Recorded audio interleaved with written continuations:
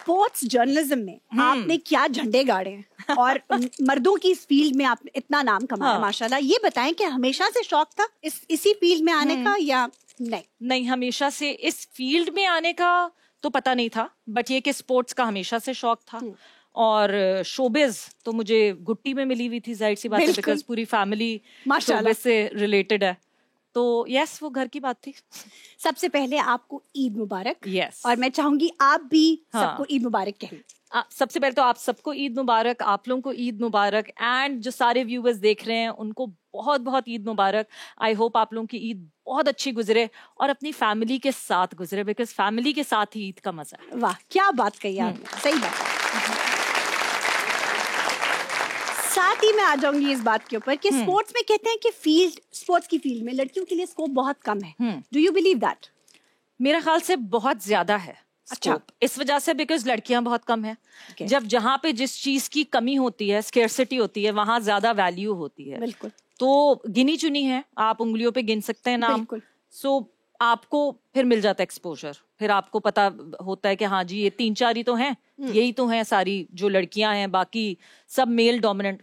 बहुत लड़ना पड़ता है, बहुत लोगों को कायल जरूर करना पड़ता है, बिकॉज शुरू में हर किसी को लगता है एवं ही आ गई है, पता नहीं है कुछ भी, बट इवेंचुअली आप अपने काम से मनवाते हैं लोगों। क्या बात है। क्रिकेट में इतने दबंग तज्जिए करती हैं, बैकलैश तो आता होगा यकीनन, कैसे हैंडल करती हैं? बैकलैश ऐसा जैसे नहीं आता। अच्छा? जबकि हाँ नहीं आता। इस वजह से बिकॉज जबकि सब क्रिकेटर से जान पहचान है, सबसे सलाम दुआ है, बट दे ऑल नो कि मैं अपनी फील्ड से बहुत सिंसियर हूँ। मैं कभी भी चापलूसी नहीं करूंगी किसी को, मैं कभी भी गलत वो नहीं करूंगी। ना मैं क्रिटिसिज्म करूंगी for the sake of criticism, but ना मैं फालतू की तारीफें करूंगी कि नहीं जी किसी को प्लीज करना है।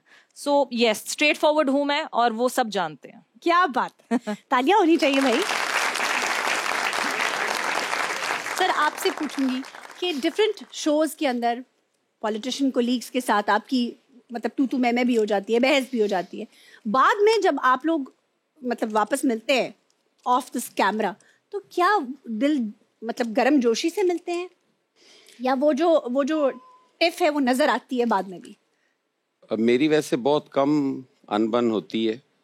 मैं बड़ा इज्जत एहतराम का ख्याल रखता हूँ। अच्छा। मैं किसी से भी उसकी ज़ातियात पे कोई इस तरह का या वो मेरा नहीं है। मैं तो बड़ा ही सोच समझ के बोलने वाला बंदा हूँ और मेरा लफ्ज़ों का चुनाव हमेशा बड़ा बेहतर होता है और कोशिश होती है कि मेरी वजह से किसी की दिल आज़ारी ना हो। लेकिन अगर कोई ऐसा छोटा मोटा वाक़या कभी हुआ भी हो तो वो यकीनन एक इख्तलाफ राय है, इसके अलावा कुछ नहीं है। जब वापस बाहर मिलेंगे तो बिल्कुल ठीक मिलेंगे। सर जैसे बाकी के कॉलीग्स होते हैं उसी तरह फिर आप लोगों की मुलाकातें ईद पर भी उसी तरह मिलते हैं? सर यकीनन ये कुछ अरसा से हुआ है कि सियासत के अंदर इतनी एक नफरत और वो आ गई है, वगरना पहले तो सारे इकट्ठी ईदें, खुशियाँ, गमियाँ सब बांटते थे एक दूसरे की। अब जरा थोड़ा सा वो कल्चर चेंज हुआ है, अब थोड़ी सी नफरतें बढ़ी हैं जिनको कम करने की जरूरत है और वो होनी चाहिए जी। स्टेज पे सायरा जी अक्सर देखा गया है कि बड़े ब्लू मतलब भंड होते हैं हर तरह के, बहुत ही मसले मसाइल लास्ट मोमेंट पे हो जाते हैं, चीजें जैसे क्यू पे की जाती हैं वैसे होती नहीं है। आपके साथ कभी ऐसा हुआ है कि आप ग्रुप में परफॉर्म कर रही हूँ, यानी एक के बाद एक आर्टिस्ट लाइंड अप हो और कुछ गड़बड़ हो गई हो? नहीं, ऐसा कभी नहीं हुआ। कभी नहीं हुआ? कोई स्टेज का ऐसा वाकया नहीं, कुछ ऐसा नहीं हुआ। सब किसी और सिंगर के साथ कोई अनबन वाला कोई वाकया? अच्छा, आप लड़ाई झगड़े की बात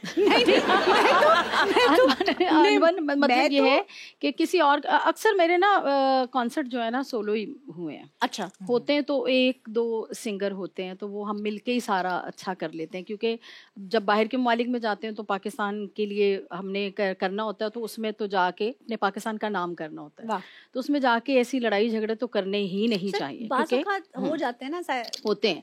अच्छा, मेरी आदत है, मेरा कभी भी किसी भी अखबार में, किसी भी जगह पे, किसी गूगल पे, किसी भी जगह पे कोई लड़ाई झगड़ा नहीं है। वाह, क्या बात आज तक। हाँ, ये बहुत बड़ी बात है। वरना अगर कोई बात करता भी है तो मैं उसको रिपीट नहीं करती, ना उनका जवाब देती हूँ, क्योंकि इग्नोर कर देती हूँ। अच्छी बात है, तरदीद करना कोई जरूरी नहीं है। सही बात। हाँ, तो चुप कर जाना चाहिए, सब्र करना चाहिए इंसान को। सब्र बहुत बड़ी चीज होती है। अच्छा, किसी और सिंगर ने कोई अपनी जिंदगी का ऐसा वाकया शेयर किया हो जैसे याद करके आप अक्सर मुस्कुरा देती हूँ? मेरे साथ को करते ही नहीं वाकया शेयर। सिर्फ दर्द शेयर करते हैं। उनको होता है कि याद करके हमें ये हंसती रहे अकेली फायदा। तो इसलिए मेरे साथ करते ही नहीं है। अच्छा भाई, हाँ। आप लोगों को एक दूसरे के साथ अपनी खुशियों के वाकये शेयर करने चाहिए। बातों का सिलसिला यूं ही जारी रहेगा। हम जा रहे हैं एक छोटी सी ब्रेक पे।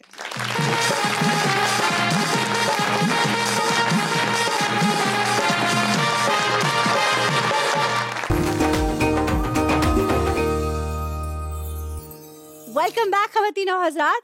हमारी बातें, हमारे खूबसूरत चेहरे हमारे साथ मौजूद हैं। सायरा जी, बहुत छोटी उम्र से आप सिंगिंग कर रही हैं। कोई ऐसा वाकया बताएं, पहले तो अपनी इंस्पिरेशन बताएं और फिर ऐसा वाकया बताएं जिसपे आपको गाने पे या तो पिटाई हुई हो आपकी या आपको सपोर्ट किया हो। मैडम नूरजहां जी, अल्लाह ताला उनको जन्नत नसीब करें। हाँ जी, खान साहब, मेहंदी हसन साहब, फरीदा खानम जी, हमारे लेजेंड पुराने जो थे वो सभी मैं सुन के मतलब शौक हुआ था। मगर रियाज तो बहुत ज़रूरी है, ये तो सीखना तो चाहिए उस्तादों से, फिर ही जाके गाना आता है। नहीं तो आजकल तो गाना ही आ रहा है, हर किसी को बहुत ज़ोर से आ रहा है, गा रहे हैं, क्योंकि उस्तादों से बहुत ज़रूरी है सीखना।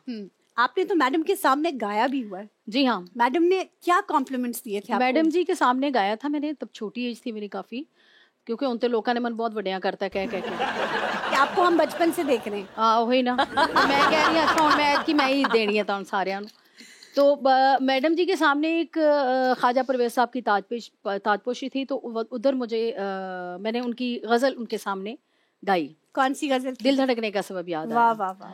तो उन्होंने एक ही बात कही, मेरे लिए तो बड़ी ऑनर की बात और एजाज़ की बात है ये कि मैडम नूरजहां जी ने ये बात कही। ये नहीं कहा कि आवाज़ इस तरह या ये, उन्होंने कहा बेटा बस अपना तलफ़ुज़ अच्छा कर लो। अरे वाह, क्या छोटी थी तब, इतना नहीं था वो, क्योंकि फ़िल्म इंडस्ट्री से मेरा स्टार्ट जो प्लेबैक सिंगिंग से हुआ है। उसके बाद फिर टेलीविज़न, रेडियो पाकिस्तान से ही तलफ़ुज़ अच्छा होता है। वहाँ पे बहुत बहुत बड़े शायरों की गज़लें गाई जाती है, गालिब को गाया जाता है, मीर तकी को, इन लोगों को, अहमद फराज को, फैज़ साहब को, इनको गाया जाता है, तो फिर तलफ़ुज़ अच्छा होता है। तो थोड़ी सी अगर दिल धड़कने का सबब याद। दिल धड़कने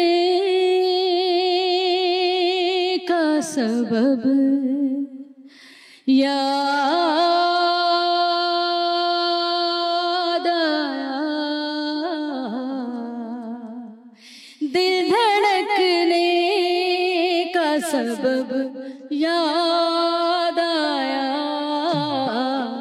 वो तेरी याद थी अब याद आया, दिल धड़कने का सबब याद